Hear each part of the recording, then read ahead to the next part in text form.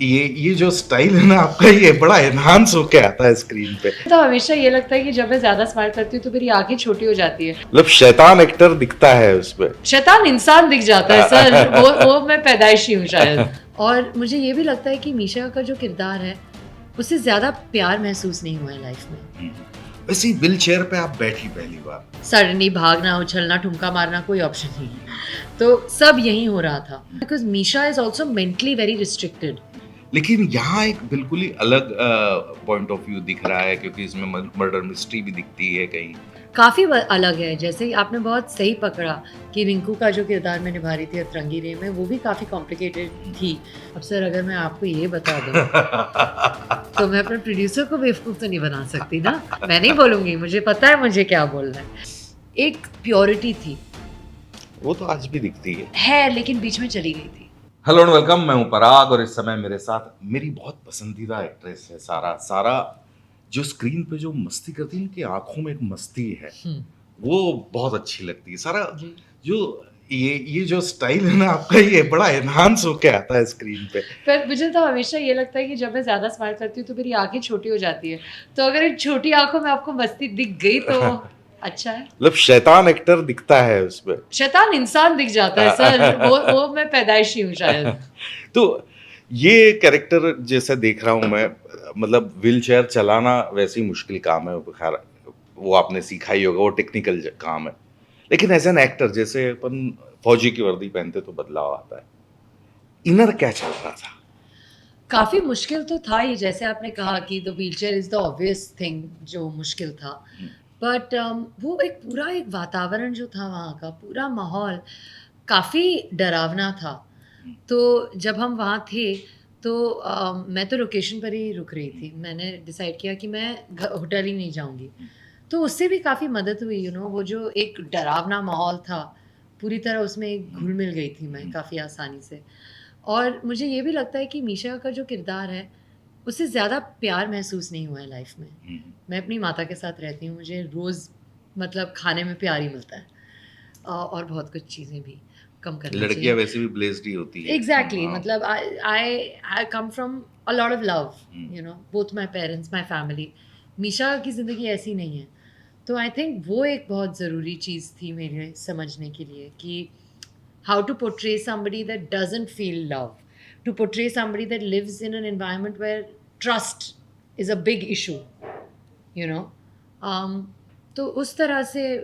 और एक और चीज़ कि जब हम एक्ट कर रहे होते हैं, हम किसी चीज़ पर रिएक्ट कर रहे होते हैं, लेकिन इस फिल्म में बहुत चीज़ें इमेजिन करनी पड़ रही थी क्योंकि दे वर नॉट रियली हैपनिंग।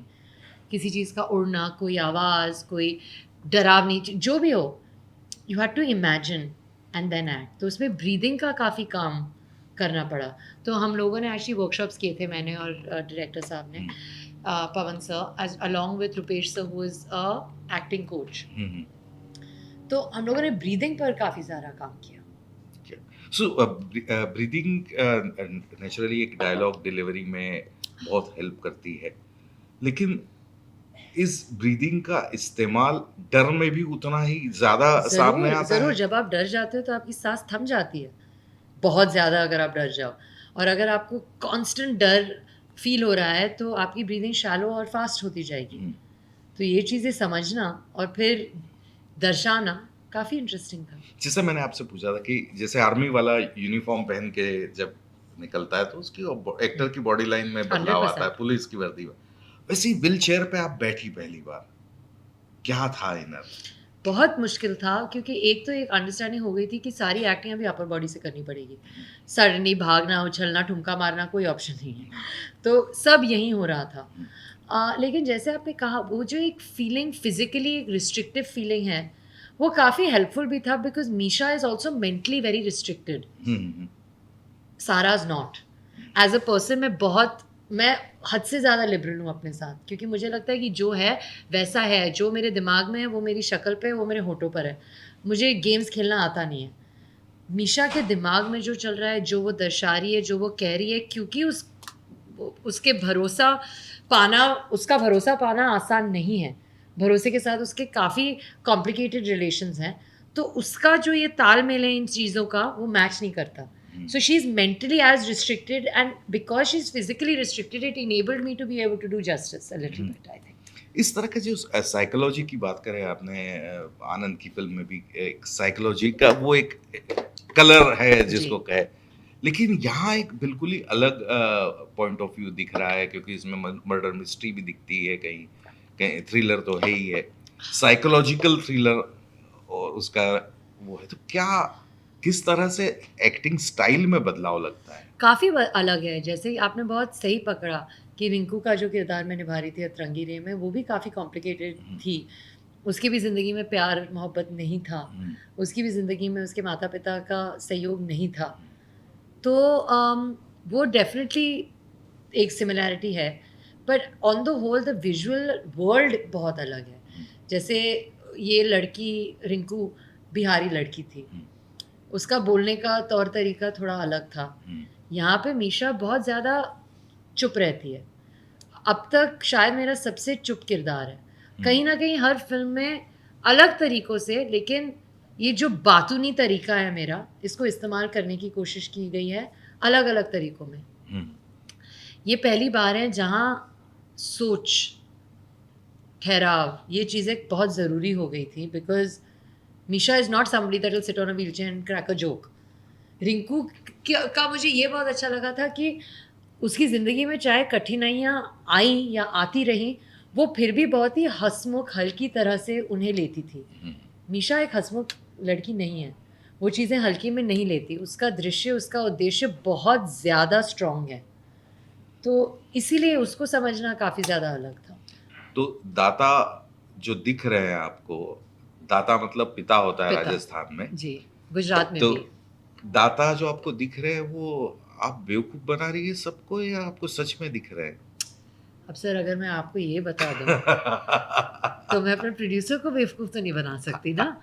और यहाँ इस कमरे में है ना हमारे दिग्गज हॉटस्टार वाले लोग, हाँ? मैं नहीं बोलूँगी, मुझे पता है मुझे क्या बोलना है।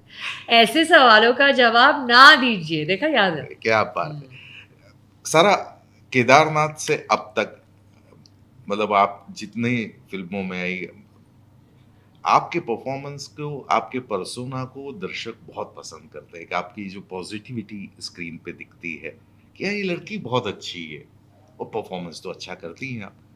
क्या एज एन एक्टर और एज ए पर्सन ये केदारनाथ से गैसलाइट तक बदलाव महसूस हो रहा है? ऑफ कोर्स, आई थिंक कि एज़ अ पर्सन हम रोज़ बदलते हैं।